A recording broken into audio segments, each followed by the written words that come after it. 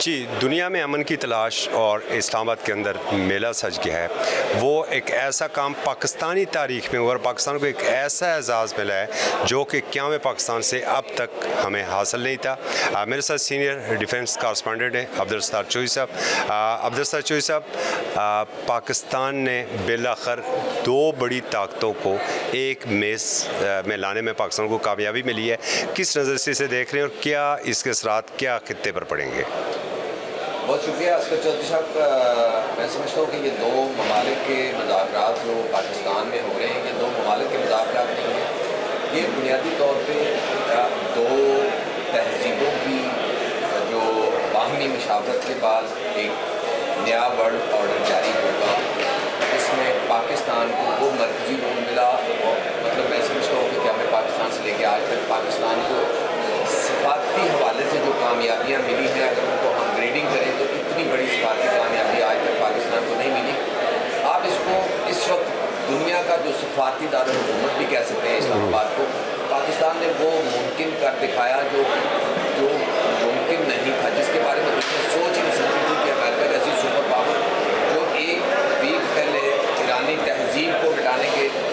دعوے کر رہی تھی یا دھمکیاں دے رہی تھی، وہی سپر پاور ہمارے پرائم منسٹر آف پاکستان کے ایک ٹویٹ کی منتظر تھی، اور پرائم منسٹر آف پاکستان کا جو ٹویٹ آیا، پاکستان کی سفارتی جو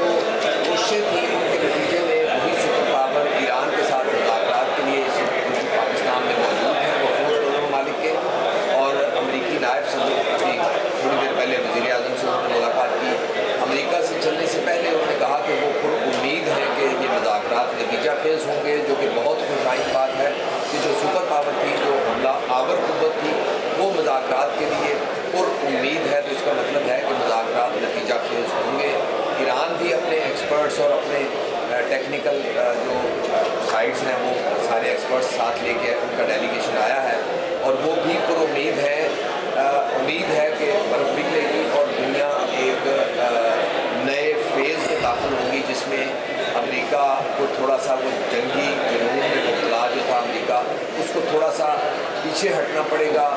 خطے میں اور دنیا میں امن ہوگا انشاءاللہ تعالیٰ۔ چوہی صاحب، اگر آپ تھوڑا سا اسے لنک کریں مارکہ حق سے، اور مارکہ حق سے قبل جو ہمارا ازلی دشمن تھا،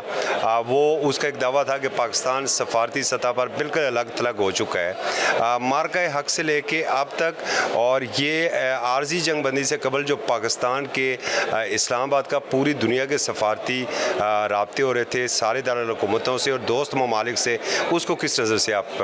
دیکھیں گے؟ جی، بہت اچھا آپ نے پوائنٹ ریز کیا ہے۔ اس وقت اگر دنیا میں کوئی ملک پریشان ہے ان مذاکرات کے نتیجہ خیز، تو ابھی دور کی بات ہے کہ نتیجہ کیا نکلے گا، لیکن ان مذاکرات کی ٹیبل سجنے سے جو ملک سب سے زیادہ پریشان ہے وہ بھارت ہے۔ حالانکہ بھارت کے اندر سے بھی آوازیں اٹھ رہی ہیں کہ اس وقت بھارتی وزیر خارجہ کو پاکستان کا دورہ کرنا چاہیے اور ان کو ان ٹاکس کو بیک کرنا چاہیے، اور ان کو اس ہمسایہ ملک میں جو اتنا بڑا کارنامہ انجام دیا ہے دنیا کو امن دینے کا، تو اس میں بھارت کو اس کی اپریشیشن ملنی چاہیے، پاکستان کو اپریشیٹ کرنا چاہیے بھارت کو۔ اور جو سابق ان کے سفارتکار ہیں وہ تو برملا مودی کو کہہ رہے ہیں کہ آپ کو اس کے حوالے سے پازیٹیو بیانات دینے چاہیے، اور آپ کا جیسچر یہ جانا چاہیے کہ ہمارے ہمسائے کو جو کامیابی ملی ہے ہم اس کامیابی کی ستائش کرتے ہیں، اس کامیابی کو قبول کرتے ہیں۔ لیکن میرے خیال میں ابھی اتنے اعلیٰ طرف نہیں ہوئے جو انڈین اسٹیٹ ایلیمنٹس ہیں ان کے، تو یہ سابق سفارتکاروں کی خواہش ہو سکتی ہے، ایون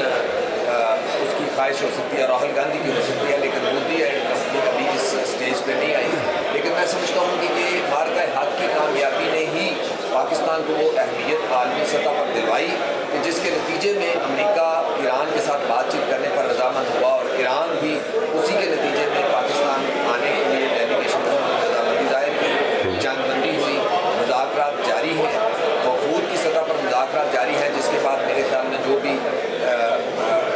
فائنل مذاکرات ہوں گے ان میں جو نائب امریکی صدر ہیں وہ بھی بیٹھیں گے، اور پاکستان کی جو ثالثی ہے اس کے میڈیشن ہے اس کے ذریعے یہ کسی معاہدے تک پہنچیں گے۔ میں سمجھتا ہوں کہ یہ پاکستان کی سفارتی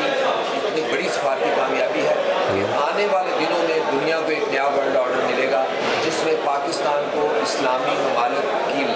کے لیے لیڈنگ رول ملے گا۔ چائنا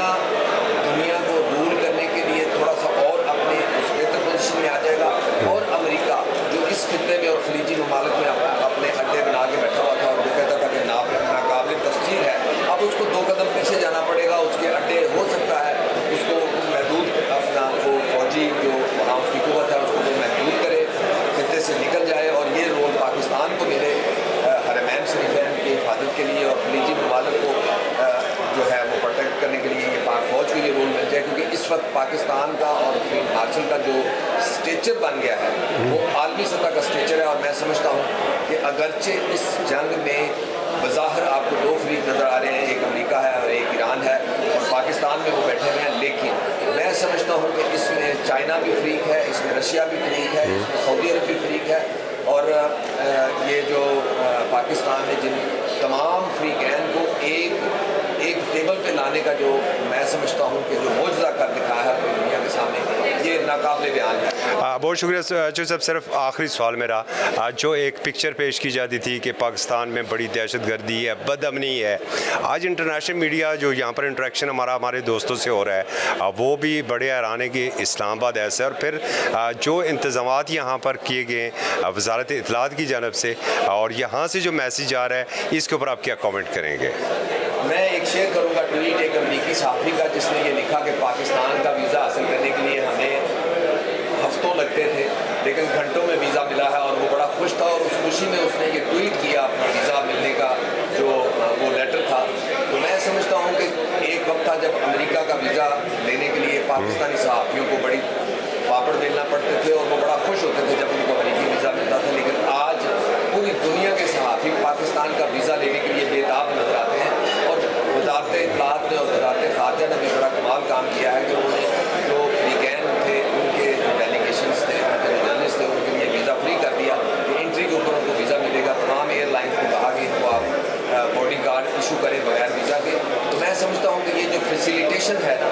चाहे वो मीडिया के लिए हो, चाहे वो मुज़ाकरात के लिए हो, तमाम दुनिया देख रही है इस वक्त पाकिस्तान के ऊपर, इस्लामाबाद के ऊपर नजरें हैं। और मेरे ख्याल में इसराइल और भारत के अलावा बाकी तमाम दुनिया अमन की ख्वाहिश रखती है और अमन के लिए पाकिस्तान की तरफ देख रही है। और ऑब्वियसली जब पाकिस्तान की तरफ देख रही है तो पाकिस्तान की इम्पोर्टेंस तो बन गई है खुद। बहुत शुक्रिया। इस्लामाबाद के अंदर ये इस्लामाबाद टॉक्स का सिलसिला जारी है।